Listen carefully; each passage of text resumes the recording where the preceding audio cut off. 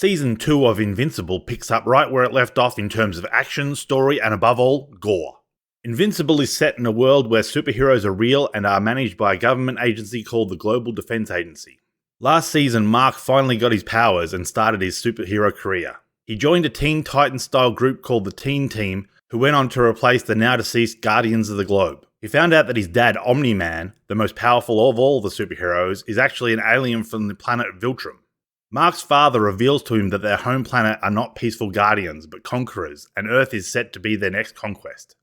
When Mark refuses to join his father, he is beaten to within an inch of his life, only his love for his father saving him from certain death. Seeing his affection for his son as weakness, Omni-Man flees Earth, possibly forever. With Omni-Man gone, the Global Defense Agency turns to Mark to fill his shoes. Season 2, Episode 1 opens with Mark/Invincible battling with Immortal among the clouds. Apparently, Mark joined Omni-Man in taking over the Earth, which is confusing because he clearly refused at the end of Season 1. Mark and Immortal are fairly evenly matched and trading blows when Immortal appears to have the upper hand. Grabbing Mark by the throat, he seems to be about to deliver the finishing blow when Omni-Man flashes past and judo chops Immortal's arm clean off, freeing Mark. Immortal diverts his attention to the greater threat and throws a punch at Omni-Man, who grabs the flying fist and wrenches the arm, snapping it off at the elbow. One swift karate chop and Immortal's head comes clean off, landing in the arms of Invincible, who crushes it into a bloody mess, stating, "Immortal, you're way out of that. Savage." The world is in ruin and Mark and Nolan are hunting down the last pockets of resistance. They track down the resistance and fight Adam Eve, Robot, and a new character, Angstrom. Omni-Man cuts down Robot like he's nothing. On his last legs, Robot says, "Someday you too will die." To which Omni-Man replies, "Sure, but you should have died at birth." Brutal.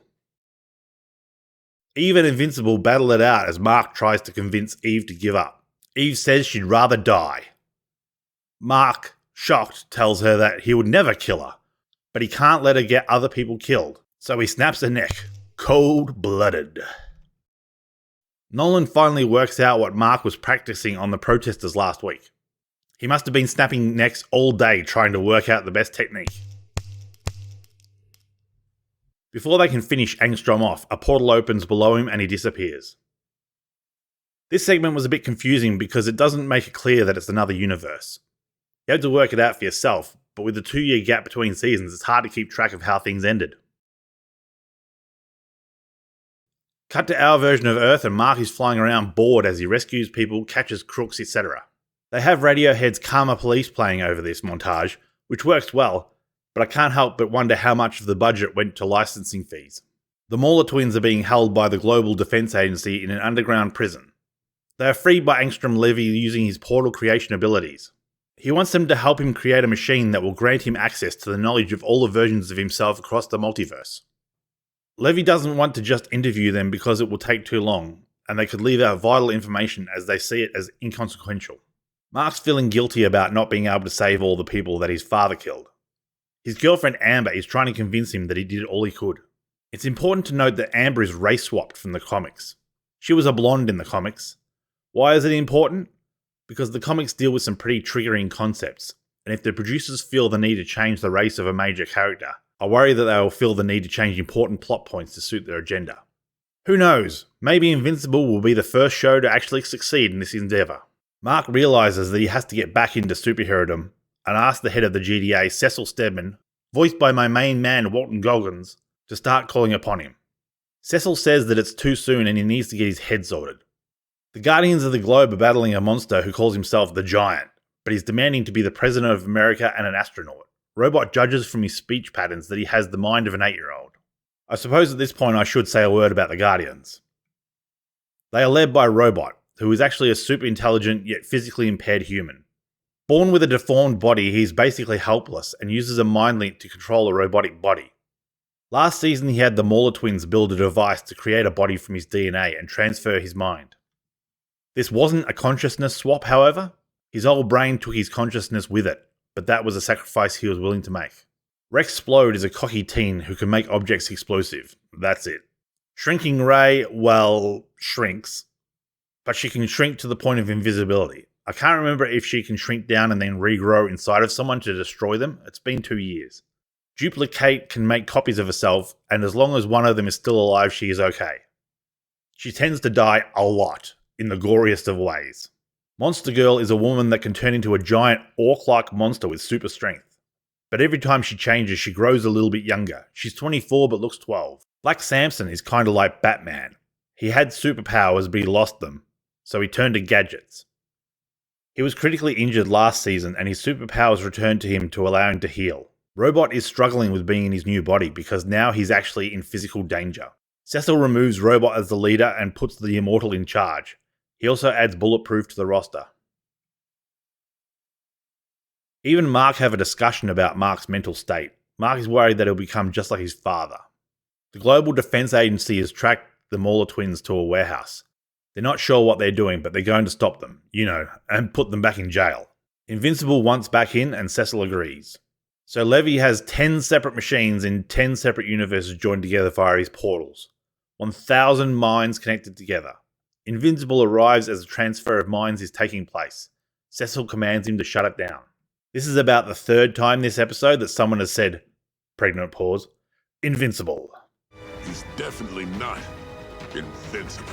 Angstrom tries to convince Invincible to stop, but he won't listen, so he opens some portals to other versions of the Mauler twins. Robo-Mauler, Female Mauler, Pirate Mauler. The Maulers want to kill Invincible, but Angstrom only wants him stopped, not killed. When they refuse, he tears the helmet from his head and causes an explosion. You fool! Once you start an experiment, you'll always see it through. Another pause. Invincible. Huh. I guess he really is invincible. Mark's upset that he couldn't save everyone, but Cecil convinces him that the people that died did that to themselves. Mark and Amber get their college application responses. They both got in! Hooray!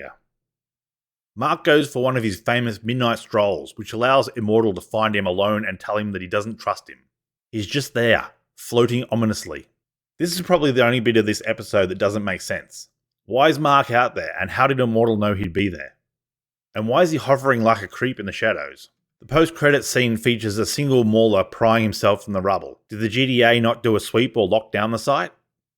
He's horribly disfigured, like he's half fused with another creature. Angstrom is also alive, but he too has been transformed. He's more brain than man now. He's one brainy boy, like the Wojak brain armchair memes. There's one final pregnant pause, but he doesn't say Invincible. Instead, we get a smash cut to the title.